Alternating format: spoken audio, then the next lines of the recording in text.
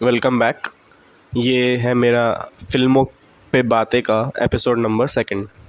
Okay, तो जहाँ पे हमने छोड़ा था वो ये था कि जो अनंत नाग है वो उसके घर, अनंत नाग जो इसका कैरेक्टर जो नेम है वो है राजन, और उषा राजन के घर चली जाती है। अब इसके बाद उषा ओब्लिवियन में देखती है और वो अपने पुराने दिन याद करने लगती है। अब वो कौन से दिन याद करने लगती है, क्योंकि वो राजन के घर पे है, तो वो राजन के साथ जो उनकी शूटिंग होती थी जब पहले, वो याद करने लगती है। तो ना उसमें अब श्याम बेनेगल जी डायरेक्टर है ना, उन्होंने क्या करा, अब वो इस सीन को बहुत ही नॉर्मल भी दिखा सकते थे, है ना, पर उन्होंने ना पहले राजन और उषा का कैरेक्टर दिखाया जो कि ना स्वॉर्ड फाइटिंग कर रहे होते हैं। स्वॉर्ड फाइटिंग करते करते करते करते राजन उषा पे ऐसे स्वॉर्ड रखता है, ठीक है, तलवार रखता है, और उसका डायलॉग कुछ और होता है, पर वो क्या बोल देता पता है कि तुम मेरा प्यार कबूल करोगी उषा। और भाई सारे सेट वाले हंसने लग जाते हैं कि अरे ये कैसे बोल दिया इसने, क्योंकि ना उस टाइम पर राजन और उषा के प्यार के चर्चे थोड़े मशहूर होने लग रहे थे, और ये बात कहीं ना कहीं केशव जानता था। तो केशव पहले टिकट करा के आ जाता है वहाँ से ये उषा के घर पे। वहाँ केशव उषा को मिलता है। और हाँ, इस सीन में क्या होता है, इस सीन में ना श्याम बेनेगल जी कैमरा ना पीछे लगाते हैं। मतलब जैसे सपोज़ आप दरवाजे से एंटर करें, आप दरवाजे से एंटर करोगे, आप दरवाज़ा बंद करोगे, है ना, और ना कहीं कहीं फिल्म में ऐसा देखा होगा आपने कि आप दरवाजे में, आप घर में घुसते हो, कमरे में घुसते हो, यहाँ एक मिरर लगा होता है और वो मिरर के पीछे सामने एक बंदा बैठा होता है। तो घुसते ही ना आपको मिरर में वो बंदा दिख जाएगा। और ये बहुत ही आई डोंट नो इसको बोलते क्या एग्जैक्टली, बट ये बहुत ही अच्छा तरीका है किसी थर्ड कैरेक्टर की एंट्री को करवाना।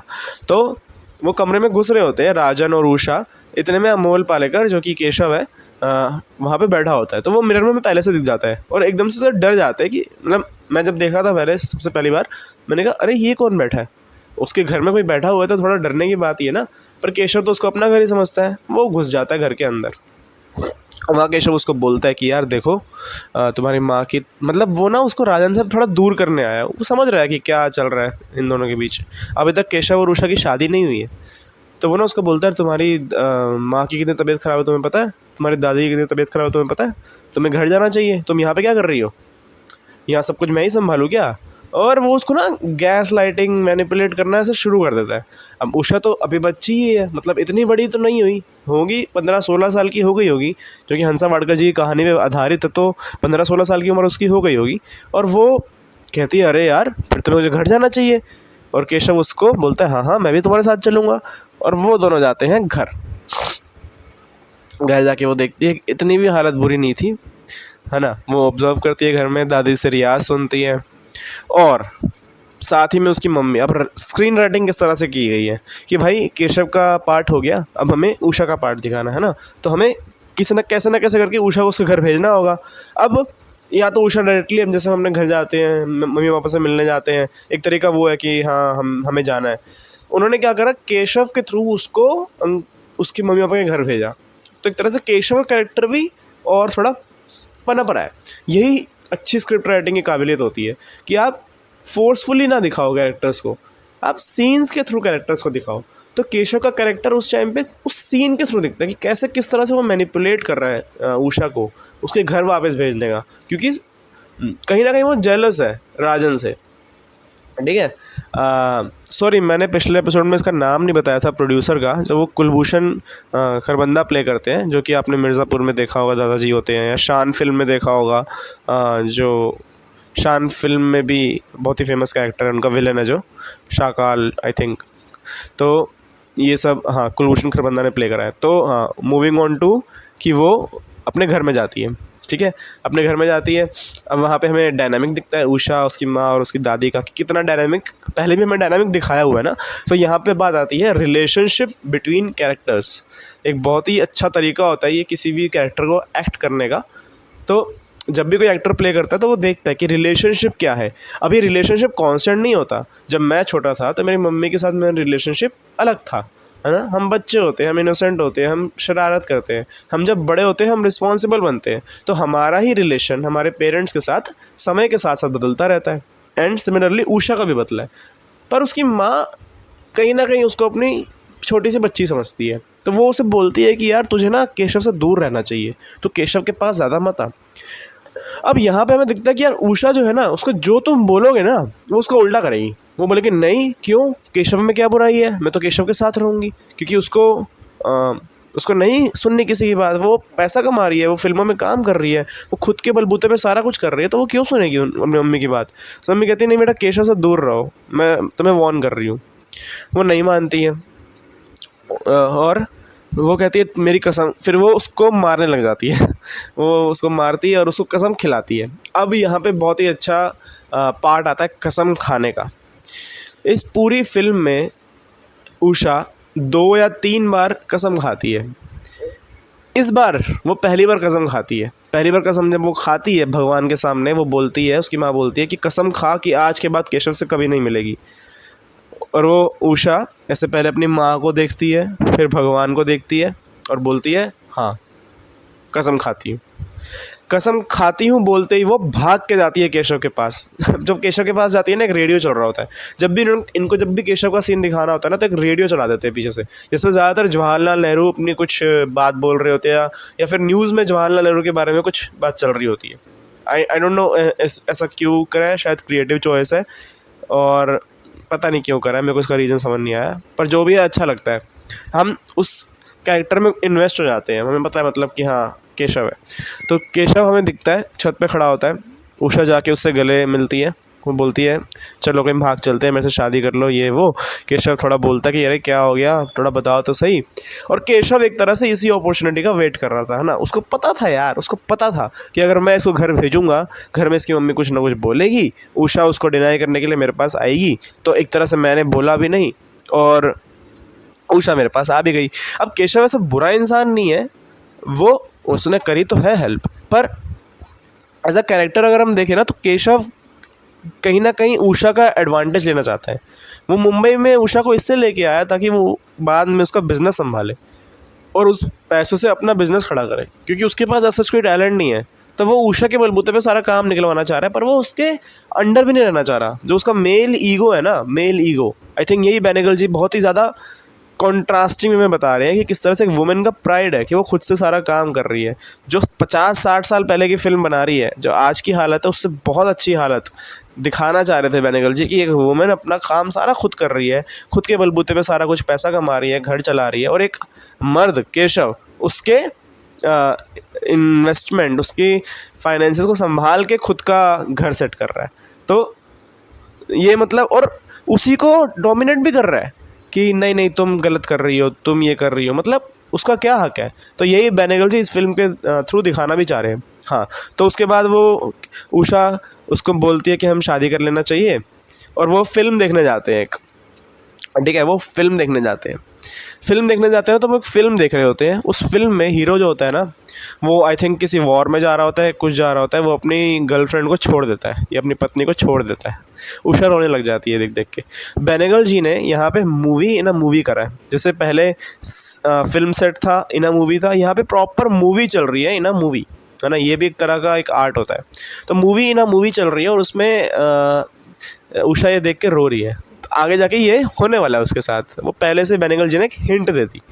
क्या होने वाला है या नहीं होने वाला है, उसका ऑपोजिट होने वाला है, ये भी हो सकता है। हाँ, तो फिर और इसी दौरान जब वो सेट पे जाते हैं, उससे पहले उषा हो जाती है प्रेग्नेंट, ठीक है, अपनी पहली बेटी के साथ। पहली बेटी मैंने इसलिए बोला क्योंकि आगे जाके पता चलेगा कुछ उसके बारे में। तो उषा हो जाती है प्रेग्नेंट और वो अपनी माँ को बताती है, दादी को बताती है। उसकी माँ बहुत परेशान होती है, सब बहुत परेशान होते हैं, और फिर उनको मजबूरन कहें या जो कहें, उनको शादी करनी पड़ती है, करवानी पड़ती है उषा की माँ को।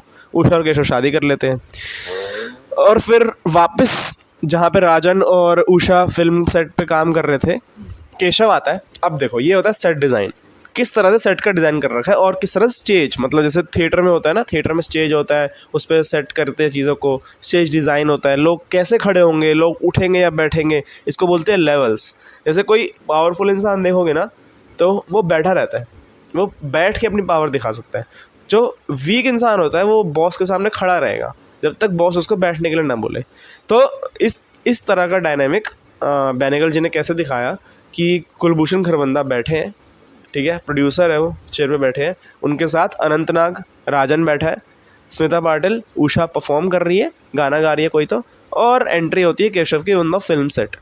केशव आके खड़ा है, सब कोई केशव को इतना भाव नहीं देता, केशव भी ऐसे थोड़ा वैसे सा फील कर रहा होता है कि अनवांटेड सा, कि मैं सेट पे क्यों ही हूँ। तभी उषा जो होती है वो उस तरफ देखती है, सामने देखती है और बोलती है कि ये मेरे पति हैं। 1 मिनट के लिए लगता है कि राजन को बोल रही है, पर वो केशव को बोल रही है। जैसे ही वो ये बोलती है ना, सारा ध्यान केशव पे चला जाता है, और केशव जो अभी वीक लग रहा था, अभी अनवांटेड सा फील कर रहा था, एकदम वांटेड सा फील करने लग जाता है। एकदम उसको ऐसा लगता है कि हाँ मेरी इस सेट पे जगह है, और अब वो खड़ा ही हुआ है और वो राजन बैठा है, और कैमरा शिफ्ट होता है राजन की तरफ। और भाई अनंतनाग ने जो एक्टिंग करी है इस सिचुएशन को दिखाने की, बहुत ही अच्छी है। तो वो एक ऐसा सा फेस, ऐसे से एक्सप्रेशन देते हैं कि वो अब वो अनवांटेड फील कर रहे हैं कि वो यहाँ पे क्यों है। तो जो पावर पहले राजन के पास थी वो ऐसा शिफ्ट होने लगती है केशव के पास, जो कि आई थिंक स्टोरी भी दिखा रही है। तो ऐसा ना स्क्रीन राइटर करते हैं कि वो कैरेक्टर्स के थ्रू स्टोरी दिखाना शुरू करते हैं, ये किस तरह से कैरेक्टर्स की लाइफ में जो जो चीज़ें हो रही है वही story in the whole story भी हो रही है, ठीक है। इसके बाद केशव उषा को ना बोलता है कि यार तुम ना, उषा बोलती है अब शादी हो गई है तो मुझे ना फिल्म छोड़ देनी चाहिए। केशव बोलता है नहीं, फिल्म क्यों छोड़नी है, फिल्मों में तो काम करना है तुम्हें, ये जो तुम चाहती हो। एक तरह से वो ये नहीं चाह रहा कि वो फिल्मों में काम करे, वो ये चाह रहा है कि पैसा आता रहे। तो शादी हो गई पर फिर भी वो चाहती है कि अपनी गृहस्थी संभाले, फैमिली संभाले। आई थिंक वही उसकी वांट है उस टाइम पे। केशव की वांट ये नहीं है, केशव की वांट है पैसा। वो नहीं मानती।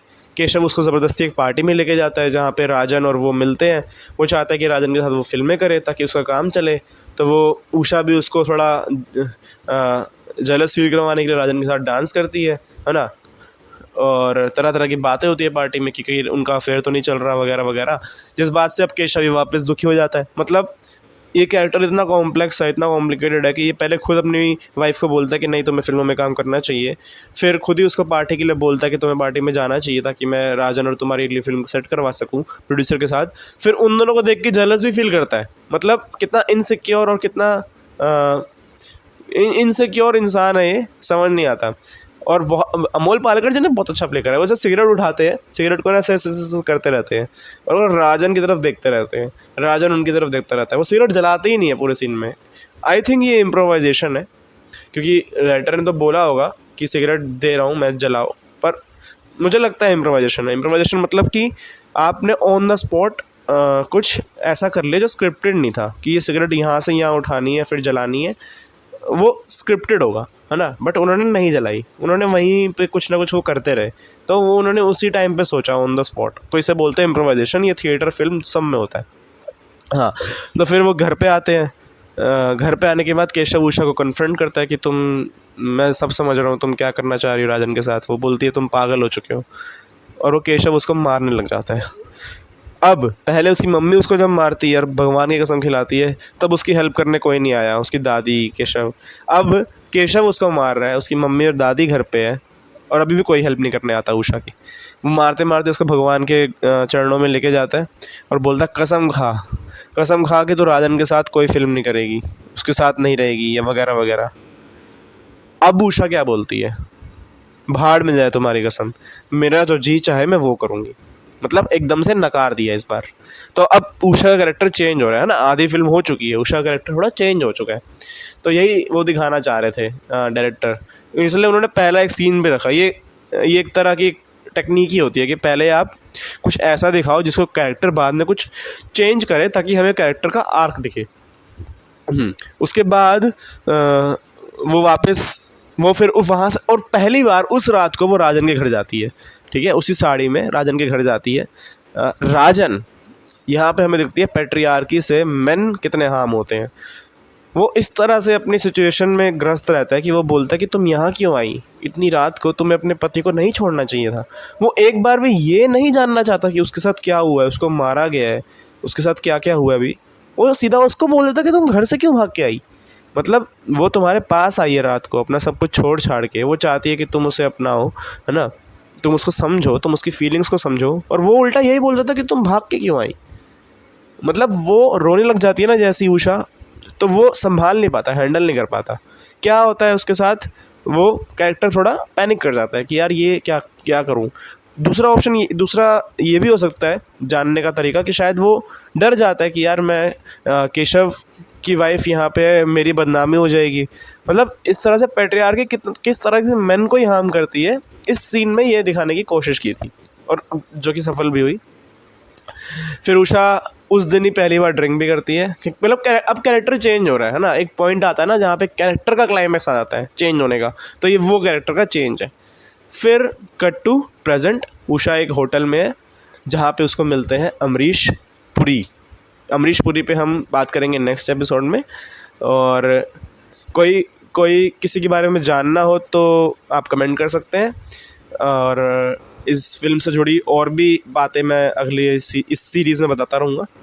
और इन कैरेक्टर्स के बारे में जिन कैरेक्टर्स को जिन लोगों ने प्ले करा है, जैसे अनंत नाग, अमरीश पुरी, नसीरुद्दीन शाह भी आएंगे इसमें अभी।